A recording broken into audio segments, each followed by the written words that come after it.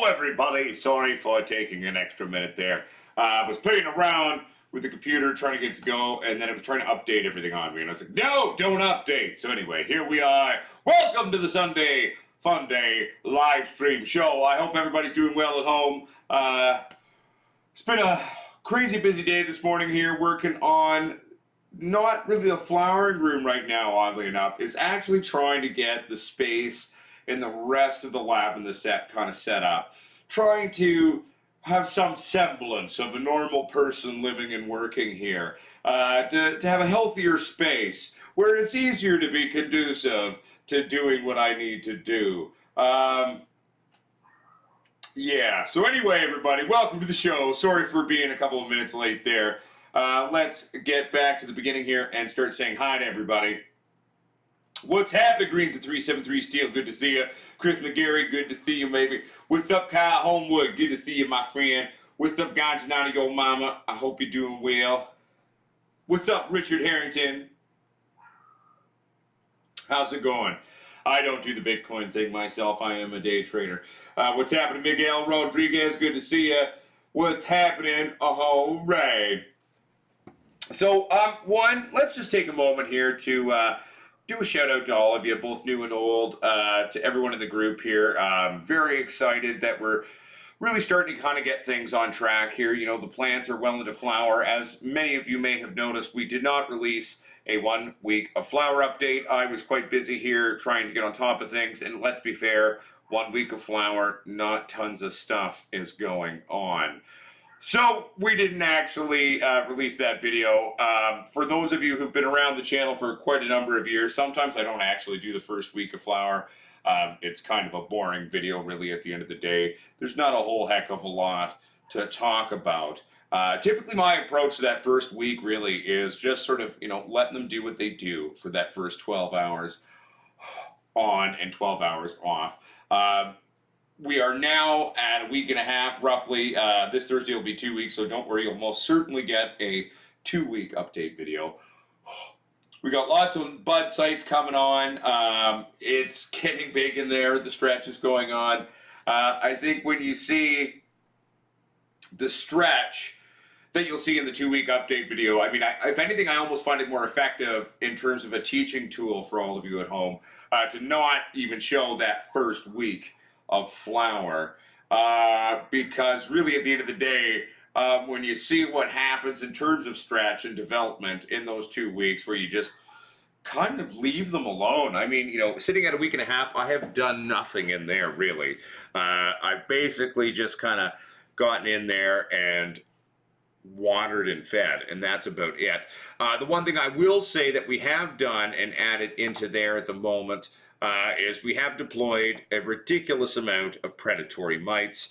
That has been our decision in terms of kind of just sort of maintaining that last little bit of thrip action that's been going on in there. So we've deployed about 20,000 predatory mites into the grow space there.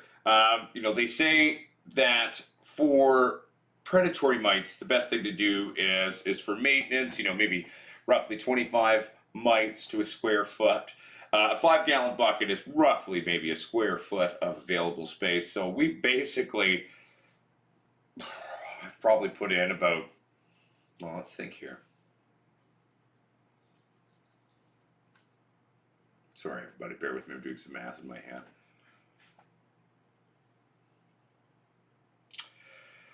Roughly 800 to 1,000 predatory mites into each bucket. Now, an adult female has about 50 to 60 eggs that she will lay. The great thing about the generalized predatory mite is it will basically be able to replicate quite quickly. It has a life cycle where it replicates within your soil and in your grow about twice as fast as negative pests. So they're in there, they're fucking, they're laying eggs. Every state minus the egg of a generalized predatory mite is in fact predatory. So even the little babies, once they hatch, they start fucking up and eating shit. So that's really kind of the route that we're going on this one, just for the last, touch of thrip action that's going on in there. And they're going to take that care of that for us over the next couple of weeks. and doing what they do best. The great thing about a generalized predatory mite, though, too, is they're designed to be able to overwinter even here in Canada. What does that mean? Well, Canada gets really quite fucking cold. So, given that I like to chill my plants and have my ACs running kind of at night, I've come to learn about the generalized predatory mite that is bred and sold here in Canada. It's easily going to be able to handle kind of those cooler temperatures, where those cooler temperatures, though, will slow down the thrips' speed at which they can move. The great thing about that is where our predatory mites, generalized, will be able to get in there and keep eating. It's going to slow down those thrips that are left. So very exciting. I'm feeling confident, feeling very happy about that one, and looking forward to that. Let's get back to here and read some people's comments here. Greens and 373 Steel, we've missed you too. I know you've been going through some health stuff, and it's good to have you back and good to see you doing well. What's up, Eugene Dolan? I'm doing well. I hope you're doing well. What's up, Eddie Evans? Good to see you, buddy. What's up, Wonky Donkey? Good to see you. What's happening, Gonja White Mike? Good to see you, baby. What's up, Olden Dave? Good to see you. Turbo Rose, what's up? What's up, Justin Rave? Good to see you. Now, let's talk about here for a second, too, about something that, what's up, motherfucker Jones? Maybe something that people don't necessarily talk about. And whether you are a pot YouTuber or just a grower in general, you know, trying to stay on top of stuff and kind of get your things going. Really, at the end of the day, this is something that really, you know, most YouTubers wouldn't even bring up or talk about. And let's talk about mental health for a second, okay? What do I mean by mental health? Well, I'm not saying generalized things. Like, let's talk about our grow spaces. Let's talk about our sets. Let's talk about where we do our work as growers to be the most effective that we can be. And it's really of the utmost importance for us to take the time to make an environment where not only can we do what we need to do as growers, okay, and making things, you know, proactive, healthy, efficient, and kicking ass, it's important to set up the space where you feel good in it. You don't feel claustrophobic. It feels like your special fun area. It feels conducive to you just feeling really positive and you know, I haven't done that really. I mean, it's sort of been sort of, you know, shelving upon shelving about equipment everywhere. Everything's been moved in and kind of organized, but you know, I didn't really set up special spots to start taking apart lights and playing with, you know, old broken pieces of crap. I didn't set up places for the tents to go properly and fit into the space without feeling claustrophobic. You know what I mean? I even moved my lazy boy down here today. So I've got a lazy boy down here now that I can actually sit and hang out in. It's still a clusterfuck in here, but I should be able to switch this around and just show you. 1 second here. Boop, boop, boop, boop, boop. See, move the lazy boy down. Because of my limited length of this cable, I can only show you so much of what we've been working on. But I'm setting up all the tools and work areas into a place that I like them. I'm starting to organize shelves and go through crap. I mean, after the show, I'm going to go through and start labeling stuff, right? So, you know, things like timers, power cables, these types of things will have their own area. And if an organized space is a healthy space, and really at the end of the day, I've never been great at taking the time I needed to really set up my space where it's not only a place where I can work, but a place where I feel happy being in. I feel healthy being down here and working away. So really at the end of the day, everybody, you need to know that setting up your space conducive to your mental health and being in an environment that you're happy and healthy to be in is so important. And I am just starting to, over 3 months later, to actually begin to try to do that down here and kind of go through and control the chaos. And if everything has its space, then it becomes a space where not only can you be getting your work done efficiently, but your good ideas can come to you. You can sit there, you can do business meetings, you can do co-shows, you can feel positive in general in your space. And I mean, I will be the first to admit that, yeah, I mean, for the last, you know, few months, leading up to the move, I was really struggling with my mental health. I won't lie to you about that. You know, feeling depressed and stressed and overwhelmed by things and uncertain about how will things move forward? How will we become what we need to be to survive this? How will we find a new place? Then we found a new place. Then you get into the new place, and then you're sitting there going, well, how the hell do I've got so many things I'm trying to do, and so many things that I want to move forward for each and every one of you at home, including our petition and trying to unite the kingdoms of the pot kingdom so we can stand up against the tyranny of YouTube and Google and Facebook and Instagram against our kind. And I realized, I need to get this space set up into a vastly better place. I need to get it set up in a place that not only has organization and efficiency and all of that, but it has to be a place where I feel good to be down here and doing my stuff. You know what I'm saying? So at the end of the day, that's the end of my little expose to that one. Just remember, everybody, your mental health and making decisions conducive to that in terms of the space where you both grow and you work is very important. And never stop being aware of self-care, because hard work doesn't just mean beating the crap out of yourself and working nonstop. It also means making decisions that are good for you, and have some joy in it. Create a space where you can be happy and just really have some fun, okay? So anyway, we can move on from that. But thank you for allowing me to share that, everybody, and talking about that.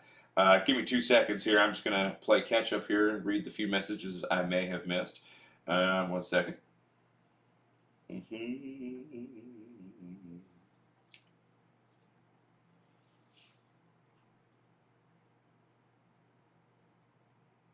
Yeah, Eugene Dolan, that's exactly how it was for us here at Potsquatch Growers. I was procrastinating, I wasn't tidying, and I've just got to keep on going, and that's what I'm working on as well, my friend.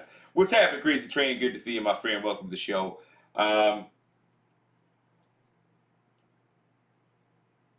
Hey, that's awesome, Richard Harrington. I'm really proud of you.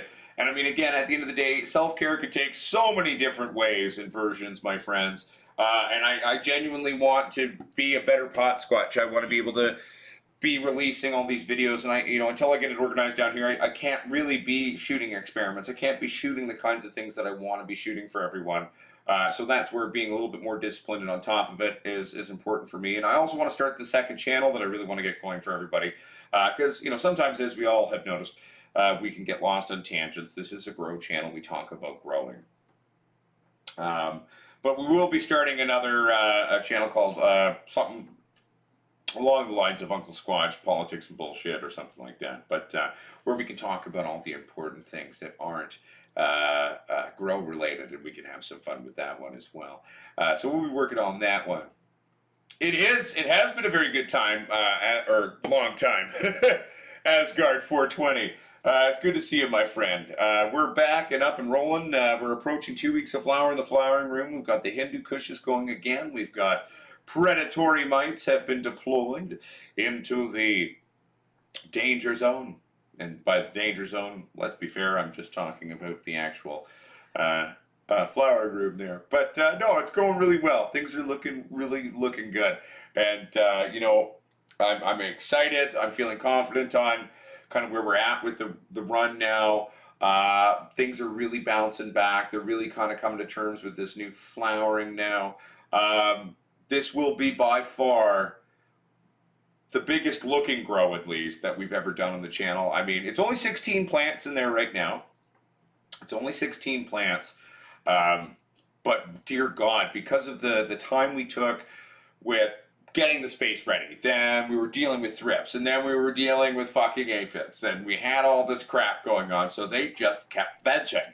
And holy shit. I mean, I'm a little intimidated to see how filled this room will be by the end. We may have to, in the coming weeks, stay quite on top of doing some low stress training and selective defoliation to make it work in there.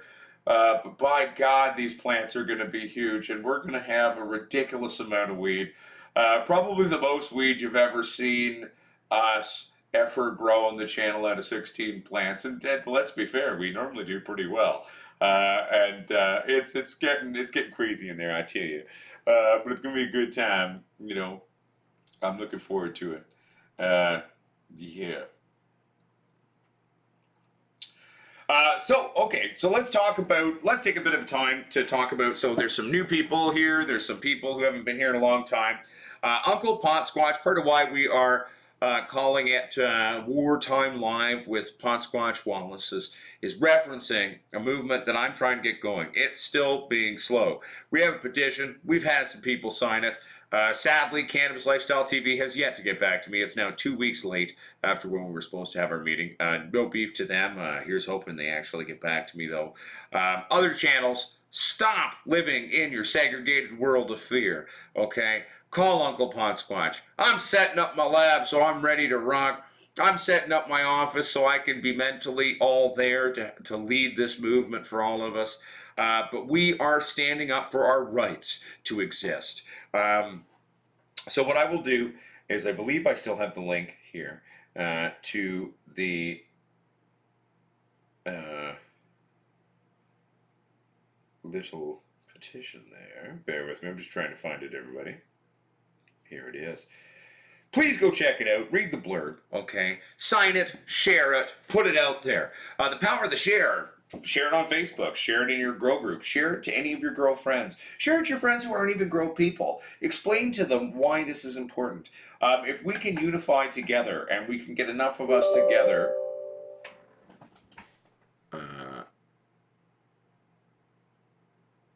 No. Sorry about that, everybody. My computer totally interrupted the show. It's supposed to be set up where nothing is able to do that. It was a little odd. But anyway, moving on. If we can actually unify enough of us and make this a hot topic and start kind of talking about the fact is, most grow channels, okay, are not only coming from a legal federal level or a legal state level, okay? We are educators, we are entertainers, we are plant enthusiasts, we are the plant people. We are realistically some of the most harmless people around. Oh no, we help some people cure cancer. I mean, Big Pharma might hate us because we're getting people off the surgery list without... making them a bunch of money. But at the end of the day, that's what we stand for. So we aren't these horrible, horrific, dangerous channels. We aren't these horrible, horrific, dangerous people coming to corrupt your mind. Yes, no. We're actually very legitimate people, all of us, most of us, anyway. And the fact is times are changing. I mean, it's 2021. Canada is federally legal. Many states and more are going legal. Yes, from what I've heard, I won't lie to you, the current administration in the United States seems to be trying to fuck with the legalization movement on a federal level, which I find shocking, because I actually thought the Democrats would have come in and finally got with the times, but they won't change anything. I mean, even if they keep persecuting the pot people on a federal level, that's not a new topic. Don't lose hope, everybody at home, okay? But we have a right to exist. And YouTube needs to really stand with us. The funny part is, too, is Google and YouTube, I'm pretty sure a lot of their headquarters are actually in legal states. It doesn't even really make sense. The hypocrisy of it all is astonishing. They play pot ads and grow equipment ads and all of this everywhere, but then they are targeting us. Not just me, all channels. Even Ed Rosenthal, one of the oldest names of pot, is getting targeted. And it's like, we are educators, we are plant people, we are enthusiasts, we're pro-cannabis, we're not encouraging harmful things for people to hurt themselves. Pot is not a gateway drug, it's a gateway out drug, okay? It's something that can help people in terms of recovery from addiction, it's something that people can use to fight cancer, it's something that can help people recover from a plethora of things and to live and maintain a better quality of life. So, check this shit out. Check out our little petition there. I'll share the link again. Please give it a read. I did my best to write a little blurb that explained it all. Sign it, share it, and just get it out there. Because at the end of the day, if we can unify, if we can get enough signatures on this thing and enough of us working together, okay, we can actually make some changes. Oh, Ray. What's up, Jason Houlihan? Good to see you, baby. Okay, 1 second here. Just making sure I haven't missed anyone's shit. I mean, Richard Harrington, I wouldn't even necessarily call alcohol in general a gateway drug. I'm a drinker. I'm not going to hide that. I'm actually working really hard to get sponsored by Budweiser right now. I am pro-drinking. I come from a drinking family. I wouldn't necessarily describe alcohol as a gateway drug. I would say alcohol improperly used and abused most certainly is a gateway drug, though. I will say that. I come from a family of a lot of people who are either full-blown alcoholics or borderline to many. So again, alcohol can be responsibly used and safely used, okay? Look at me. But at the end of the day, and as you can tell, I'm being protective of my beloved brews and whiskey. But I mean, at the end of the day, for some people, it very much is something that they just can't do. I have a lot of friends who, they can't drink at all. The second they do, it creates a lot of issue. And that's where we need to remind that everyone's a little bit different. There is no set in stone one way for anyone. I mean, we're all a diverse human race, okay? And that's part of the beauty of the human race. That's the beauty of the grow community, too. We as growers are all different. We have our different opinions, our different styles, our different approaches to growing cannabis, and our different approaches to creating cannabis and breeding cannabis. And I mean, so that's one of the beautiful things, right? So, long story short, I guess this is just sort of a message of check out the petition. Please tell people about it. If you've got a favorite YouTuber out there that you like to watch, I'll do a show with them if you'd like. Any YouTube right now, this is an open invitation to all cannabis YouTubes or cannabis enthusiast YouTubes. Or hell, even if you run a YouTube that's not necessarily directly cannabis related but pro-cannabis. If you would like to do a collaboration on either a video or a live stream show, I'm available. I will have everything done, organized here in the next day or two. We're going to be bringing some people on the show here as well in coming episodes and live stream shows to talk about all these types of things and get them to share their stories as well. I've spent over 5 years ignoring most of YouTube and the community in certain senses and just kind of doing my own thing. And if I don't stand up now for all of us and try to get all of us unified and standing together, we're completely fucked and we will be completely screwed out of our own livelihoods and our own industry and our own community. So this is an open invitation to any and all out there who would like to work together. And hell, even if you don't agree with me on some stuff, I'm always happy for a healthy debate too. That's part of the fun. We don't have to agree on everything to still be able to sit down and have a chat or do a show. So let the people know Uncle Potsquatch is available if they into it. All right, so let's get back to some weed titty shit. Come on, phone. What the fuck?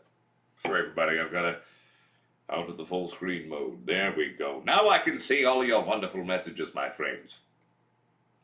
I'm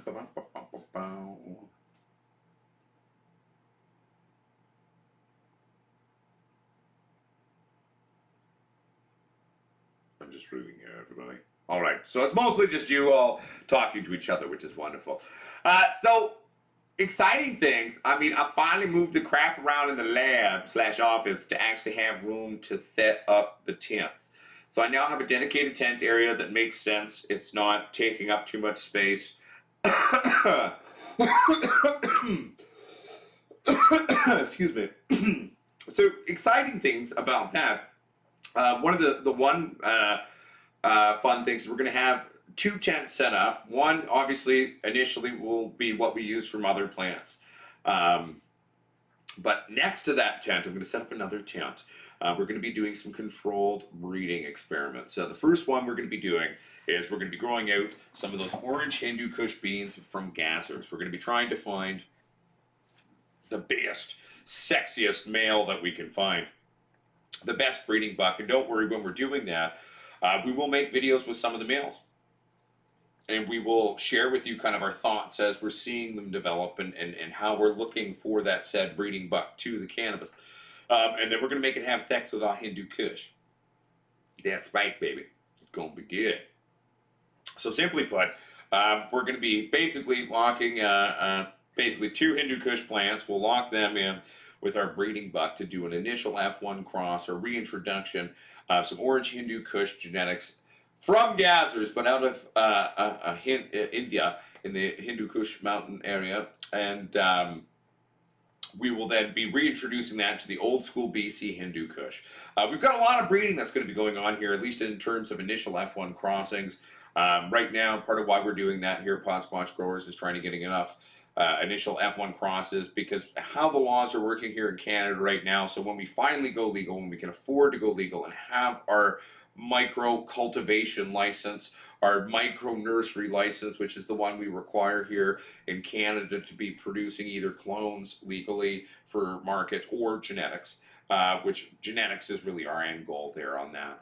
Okay, we have to have all the seed we're going to work with forever on hand. As the wording of the laws here in Canada state, you have a one-time influx of illegal genetics. So we'll see. But that's why we're working on all of that stuff as well. Hey, it's all good, Jeremiah Sanchez. It happens. It happens, brother. What the heck? That was so weird. There we go. It just totally shut down on my phone for a second there. It was very strange. Yeah, and by the way, Greens373 Steel, you can resend your message there. I think Ganjana, your mama, accidentally hit that. It was an accident. What was I even saying? I've distracted myself now. Son of a bitch. Good times. But long story short, it's going to be great. And looking forward to some of these upcoming experiments and stuff. Basically, updates that are happening on Thursdays these days. Didn't do the week one, but often I won't do the week one just because I find week one kind of a pointless video. There's not a lot of fun. But if I leave the week one update out, and then I come in and do the week two, so we have the initial, we go into Flower Tonight video, then we go into week two, then we get to see some really fun changes of what's going on in the weed titties, baby. You know what I'm saying? But yeah, no, I'm looking forward to that. Yeah. Anyone have any questions? I mean, there's not a lot of you here. I mean, it's kind of a smaller show, but that's okay. It's more intimate now. Normally we're, at 50 to 70 people, and well, hey, there's only 34 of us hanging out. So if anyone has a question they want to ask, go for it. If you want to talk to Uncle Potsquatch about a pot-related thing, you can. Hell, I'll even open up the stage for now to, if you want to ask a random question that you've always wanted to ask Uncle Potsquatch, you're welcome to ask that too. Let the good times roll, baby.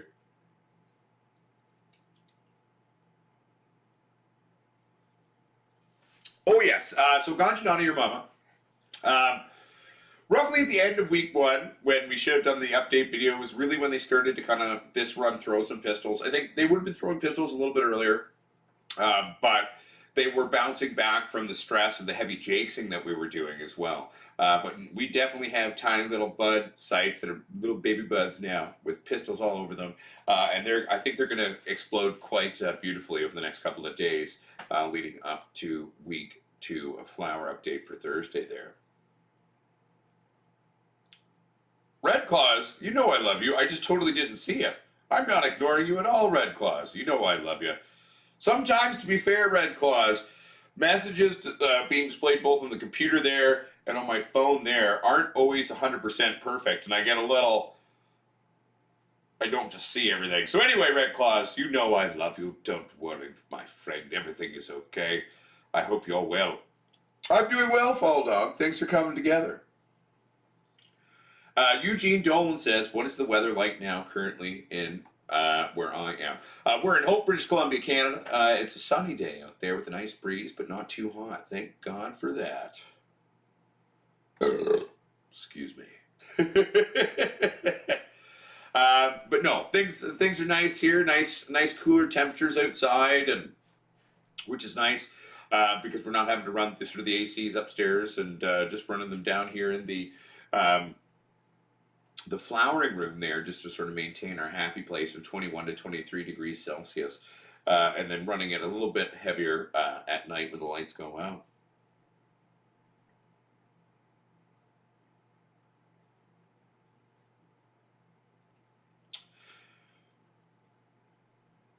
One second here. Yeah. What is up for the next run? Do I actually even have the key to the vault down here? Let me see here. I mean, the next runs that we're going to be playing with is we're definitely going to be running some genetics by Mr. Gazzers. We're going to be running Gazzers Madness, everybody. One second. I'm just trying to see if I can find keys to the vault. One second.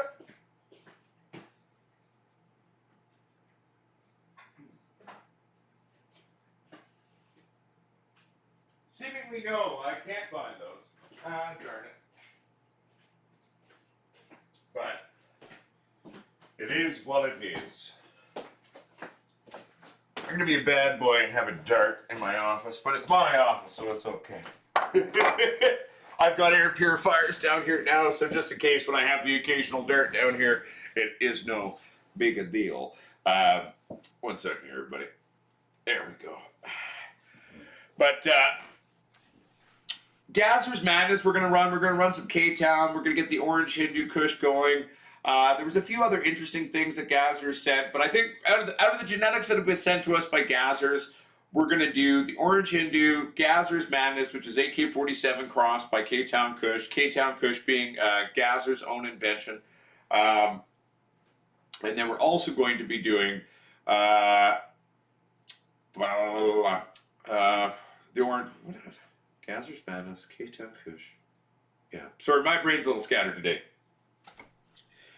Other things, though, that I kind of want to bust out of the genetic vault after that, you know, we'll come back to doing some of the other genetics that Gazzers sent after that, those runs and playing with those. I kind of want to see if I can get a couple of the Sasquatch strains, once we're set up in here, popped. I've only got about 9 or 10 beans of those left in the entire existence. So we're going to be bringing some of those back out.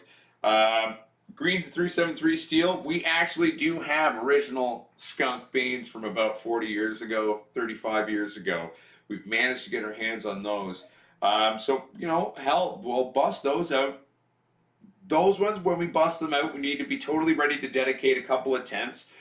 Because my approach is, given how rare those beans are, what I'm going to do is I'm going to take, let's say, out of the beans we have, I don't think I have very many of them. I have 5 to 10 of them. So let's say, well, here's hoping we get at least a male.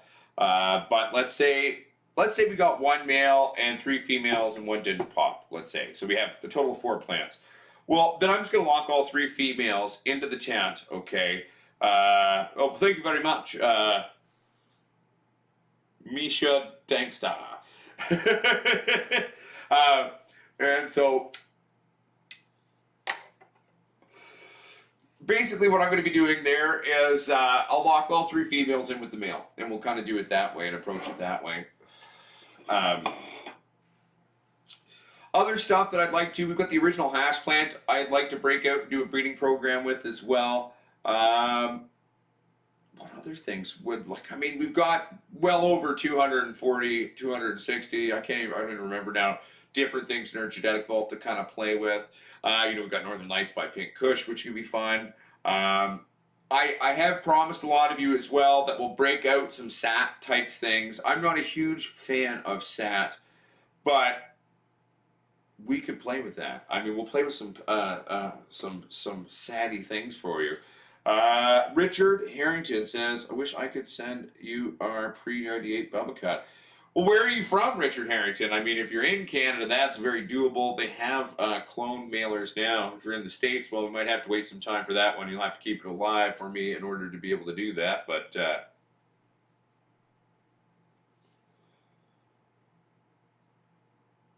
oh, that sounds amazing, Richard Harrington. So you've got a proper, sexy pre-98 Bubba then.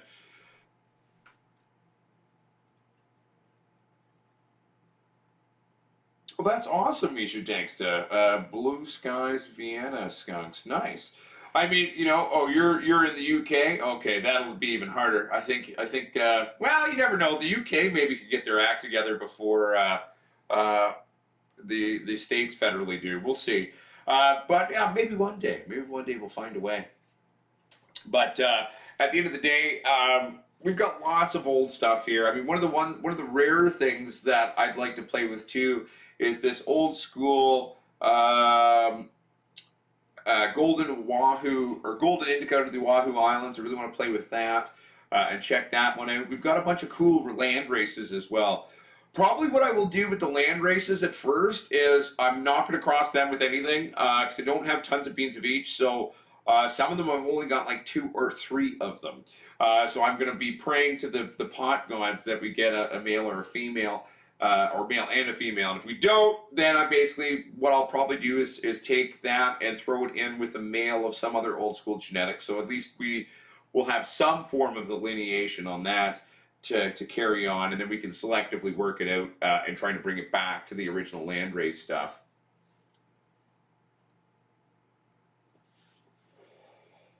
The scary thing about the UK being behind the race on it, it's not a race, it's just the slowly but surely the world kind of coming together and realizing that cannabis is not this sort of devil weed that we need to be scared of, is where can you buy original Hindu Kush seeds? No, there are no reputable breeders almost at all, in my opinion, anymore. The whole system's fucked.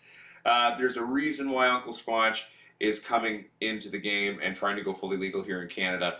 We will carry a true... Now, it will be the original old school Hindu Kush, which I have via clone right now. I've kept it alive. Friends of mine have kept it alive for decades, and I got it years ago.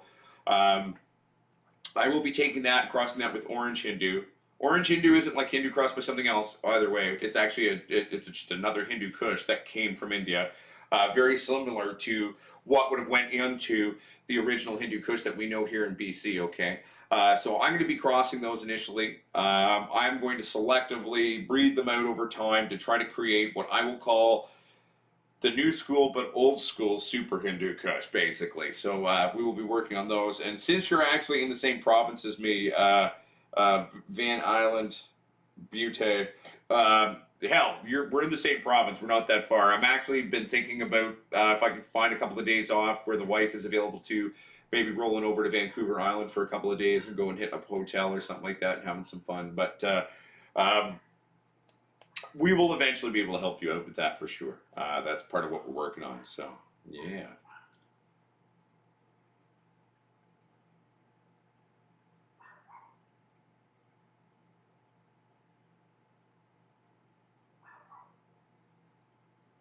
Well, how's it looking, Fall Dog? Is it pretty?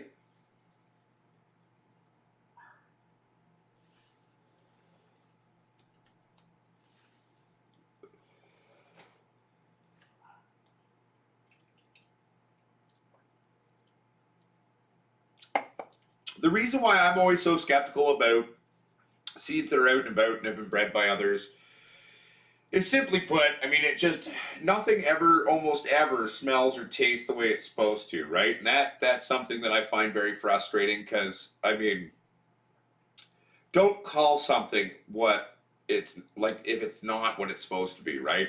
Like, for example, a lot of Kushes will come out now and people call it such and such Kush, but then it doesn't smell or taste like a Kush. It's not a Kush then. Even if there's Kush lineage in it, if it doesn't smell and taste like a Kush, I'm sorry, it's not a Kush.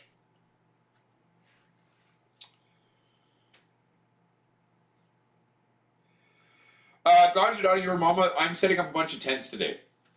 So it basically required me moving around a bunch of crap, and I'm slowly working on stuff. So now I had these 4 stupid chairs that were like dining room chairs that were down here.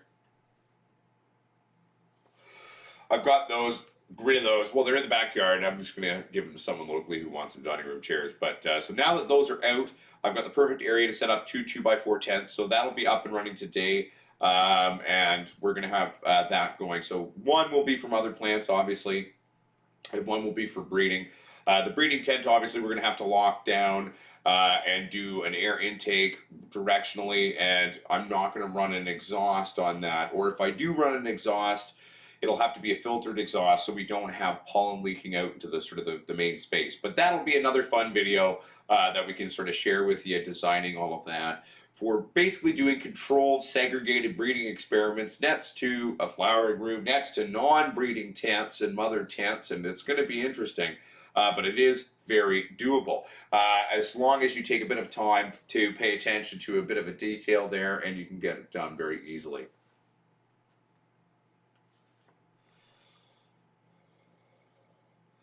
Oh, I agree with you, Yeti Mountain Training. I mean, at the end of the day, that's why we're going to be doing a lot of videos and trying to kind of help people learn to breed their own seed at the end of the day. These are skill sets that every grower should have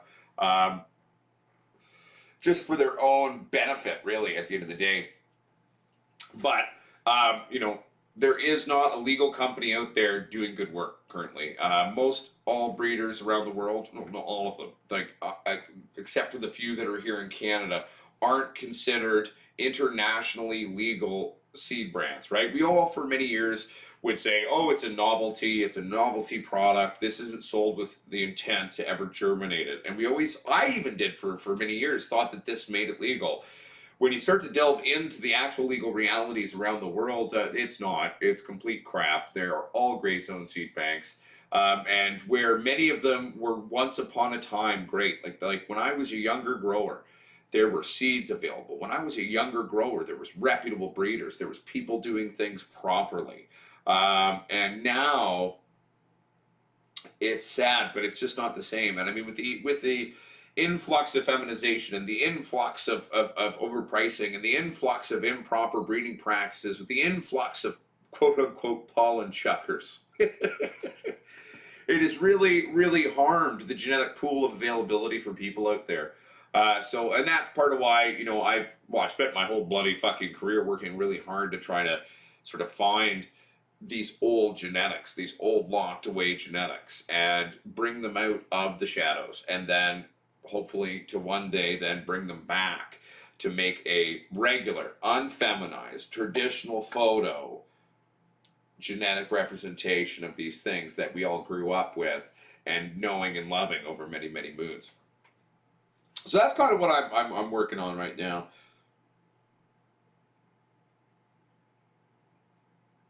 Yeti Mountain says, I use designer strains. I'm assuming by designer strains you mean new age strains. But I find my own creations are just, I'm assuming, fine. I think you're saying just fine. I mean, I won't lie to you. Most of these new age genetics, they foxtail. They don't have the yield of heritage heirloom genetics. They, you know, people have this obsession with feminization and super high THC. And the funny thing is, like, just because something's got crazy high THC doesn't mean it's going to get you higher than something with lower THC. There's over 468 psychoactive cannabinoids and chemicals in fucking pot. It's not just fucking THC, for fuck's sakes. You know, my Sasquatch strain only hits about 16 to 18% THC, and it's like 22% CBD, but it rocks your world in a way that is so much more profound than any high THC strain I've ever tried. And anyone who's ever tried it of mine as well, go, wait a minute, what the fuck was that? Like, I've never smoked anything like that. That's just, like, that is so different but profound compared to what I'm used to. And I said, yeah, it's called a properly bred genetic. It's called a genetic that's bred out of good sources. It's you know, so this THC obsession out there is just ridiculous. And that's the way to be, Chris the Phenomena. I agree with you. Yeti Mountain Trading. I've got North American wide calling. So as long as you're in North America, you can shoot me an email with your phone number. I'd be happy to give you a call. Hell, I've got time to give you a call after the show today. Well, then we should talk, my friend, because that sounds like what I've been trying to get my hands on my whole career. We're sitting at right now probably about, because there's a lot I haven't cataloged into the registry right now. So there's at least 240 to 270 plus items in our vault right now. Old school, wonderful things. So yeah, give me a shout. Let me know. Hell, I mean, there's a few things we have on hand we'd be able to trade even for it with you. So let us know. Shoot me an email, buddy. I can give you a shout if you're not scared of that. Put it this way.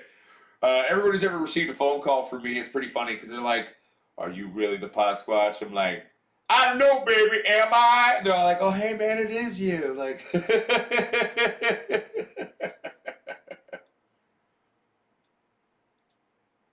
one second here, I'm just reading.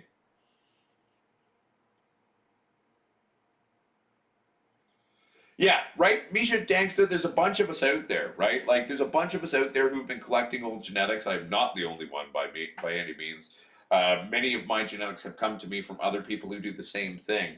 I am not the only man or woman out there with this approach and this idea on old school genetics. That's why anytime I get a chance to kind of talk to someone who's like-minded in terms of these things, it's a very enjoyable thing for me. Because, you know, if we stand together, it's like maybe I have something they don't, and maybe they have something that I don't, or I'd like to work with or try. My approach typically when I get most of my old school genetics is I try to get a male and a female out of them, and then I make them fuck. And then I go from having 5 to 20 beans of something that was old school, and I at least have a vastly greater supply of them now in order to properly phenohunt for proper selective inbreeding over time. So that's kind of my typical approach to it, really. But yeah.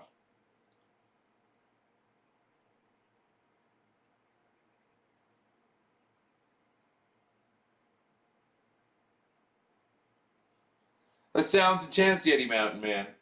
Well, or Yeti Mountain Training. Let me know anytime you got a time to receive a phone call. We'll have a chat. I prefer phone calls. I like chatting with people in person. I like hearing your voice and having a chat. That's usually kind of how I do things.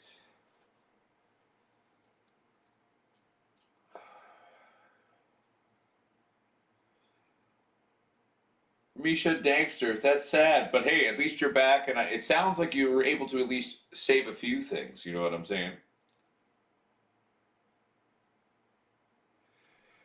But yes, so let's get back to kind of more the topic of kind of the petition. Get it out there.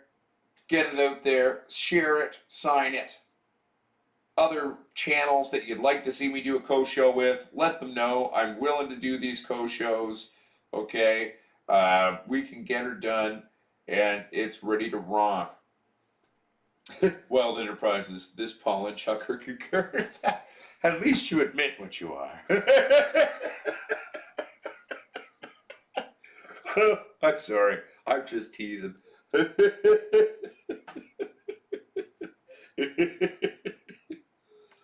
Good times. I love you, Wild Enterprises. You know I'm just playing. But get the petition out there. Sign the petition. Read the petition. And we are going to be trying to get a bunch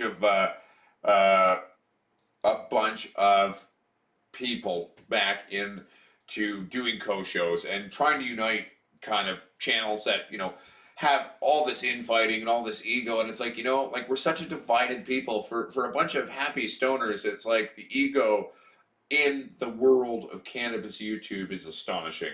The infighting, the prick waving, the threats, the this, the that. I mean, that's a big part of why I myself have often opted out of doing things with other channels. But the time is nigh for me to have to come out of the shadows and try to make a run for it for all of us, with all of us standing together.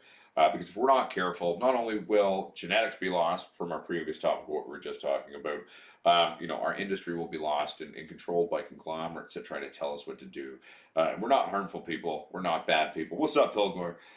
We are people to just be allowed to be. You know, let us. We're just some people, guys, girls, these and theys with some plants.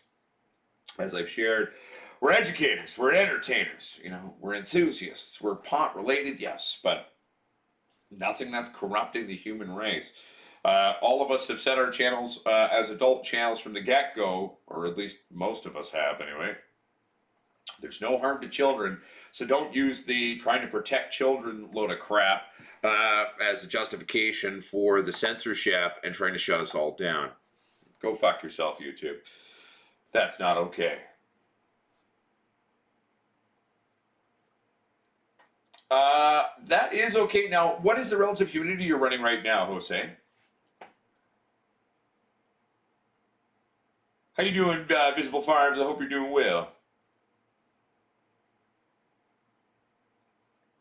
That's right. Make sure you stay on top of them. Young harvesters, if they don't have direction, sometimes can you know, take far too long to do things. They gotta, you know, crack the whip a little bit. Good luck, Yeti Mountain Trading. Thanks for joining the show today. Yeah, but I'm excited though. Things are slowly getting back on track here. And as we shared at the beginning of the episode talking about, it's like for those at home, working in your office, working on your channel, working on your grows. So it's 50 to 55 humidity. That's astonishing. I mean, it's not a bad thing, Jose, but keep on rocking it then. Because if you're at a 50-55, your relative humidity is not too high. They'll just dry when they're drying. It just, if anything, they're just taking their sweet ass proper time, and that's a good thing. That is desirable. That's how we preserve terpenes and flavonoids, okay, and cannabinoids. So that's not a bad thing. If they go another week and they're still not dry, that's a little strange, and then maybe we need to talk. Oh, wonderful, Visible Farms. We won't be in harvest here for at least another 8 weeks, but then we will have a big fat harvest video, and I'm going to probably be hanging random plants all throughout my office.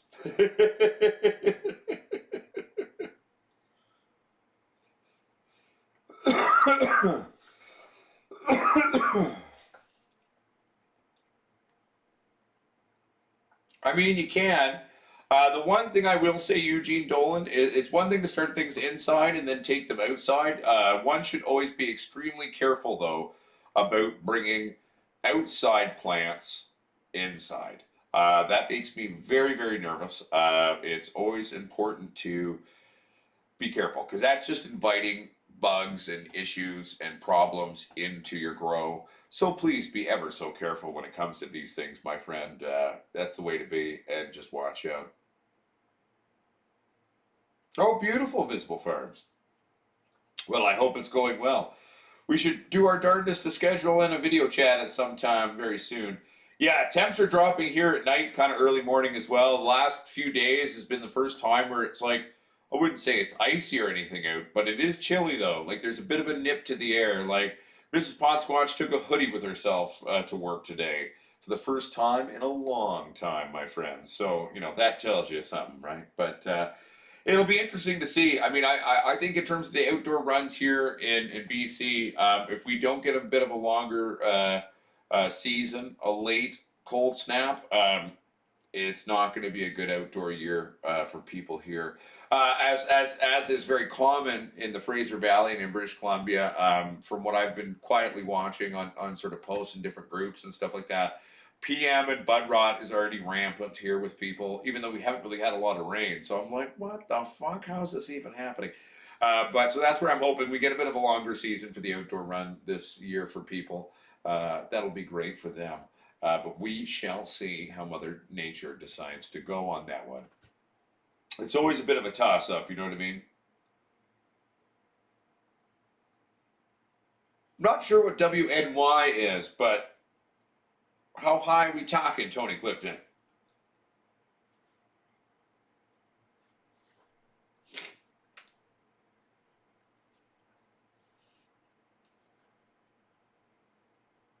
I'm just reading on my phone, by the way. I'm not having a stroke or anything. We're okay, everybody.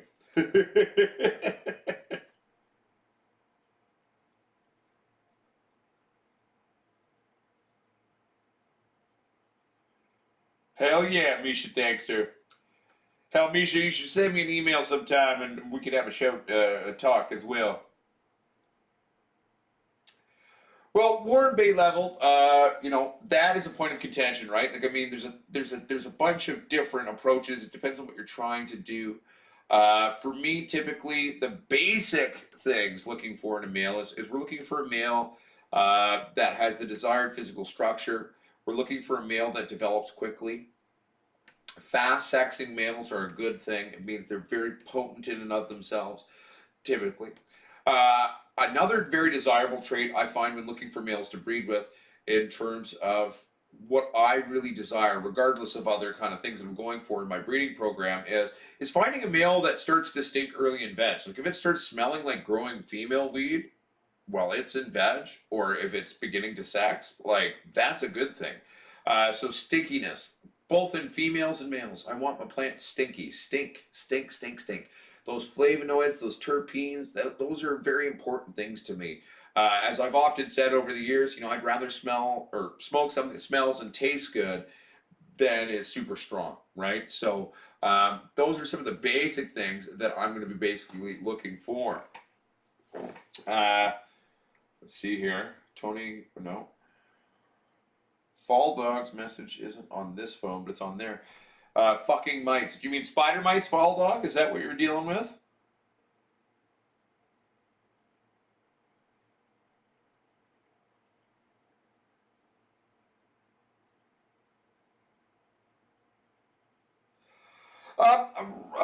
Red Claws, I have used dry amendments a little bit.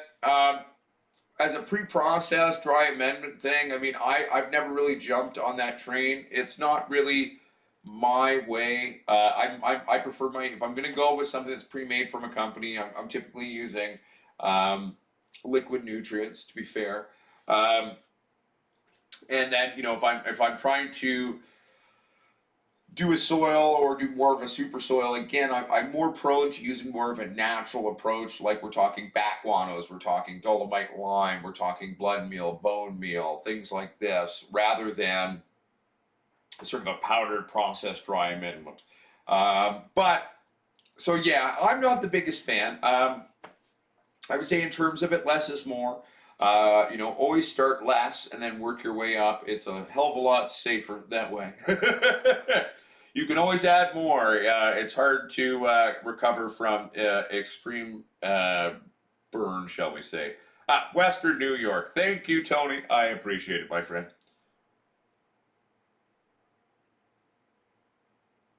Commenting on behalf of @WiseGeorge. Thank you, Bulldog.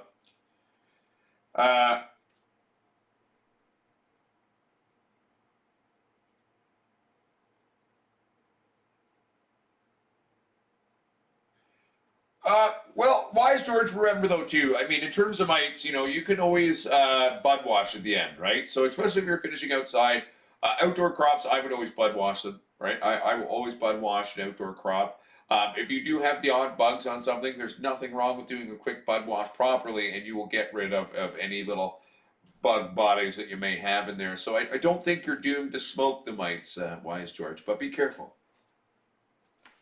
Give them a good bud wash, you should be fine. I like worm castings. Worm castings are great. Just be careful. They can be quite hot, okay? So again, less is more at first. You know what I'm saying?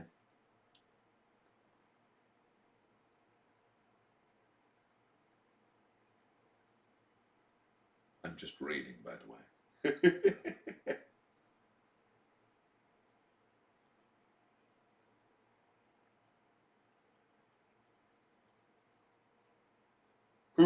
Has a stoic facial expression? That's at you, Van Island Beauty. All right. But yeah, so Thursday, everybody. Thursday, you'll get week 2. Week 1's pointless. That's why I didn't really do one this week. I was just like, fuck this. Like, what am I going to talk about? Ooh, there's plans. But you get week 2 this week. It's going to be good. It's going to be good. Week 2 will come out on Thursday, everybody. And things are really starting to kind of get really quite sexy in there. So I'm looking forward to sharing it with all of you. And it should be a good time. What's up, Alvin Mace? How you doing, my friend? Well, there you go, Juan Rivera. Gotta love that soda stream, right? I love my soda stream too.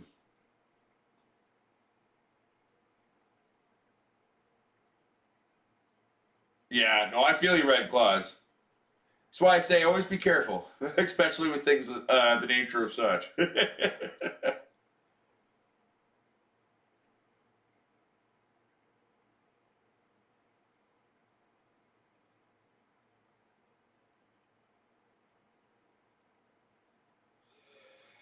So Soul Price, I don't use lime juice and baking soda. I bud watch with H2O2.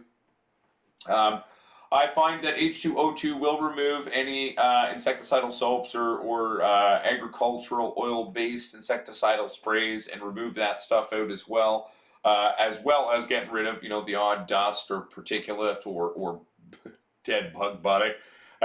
So I wouldn't use a lemon juice and baking soda. That's not my go-to. I'm an H2O2 bud washer. Yeah, so that's kind of my preferred method of going about it.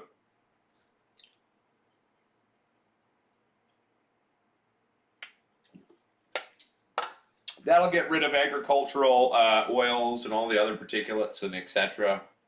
without really harming anything of your bud itself. So you should be good to go.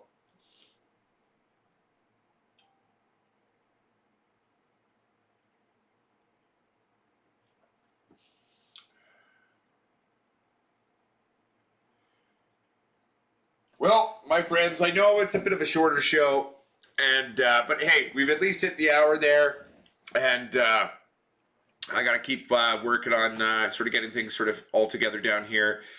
Again, like I was saying at the beginning, you know, have a healthy space with a good setup. Next question, what's H2O2? It's hydrogen peroxide, Soul Price, 3% solution. Use a hydrogen peroxide 3% solution, and you mix that with water, and you'll be good to go, buddy.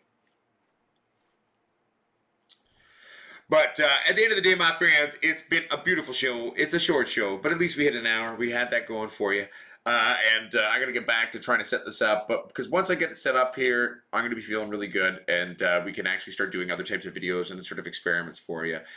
So it's coming along. I just got more shit to do. So anyway, everybody, I love you. Thank you for tuning in, and you all are wonderful. All right.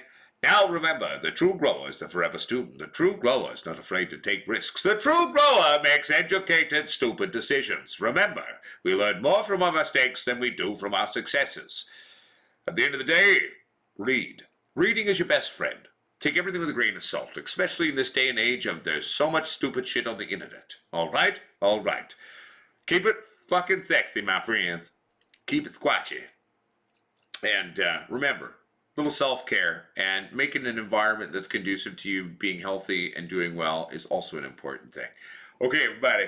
Talk to you next time. Much love.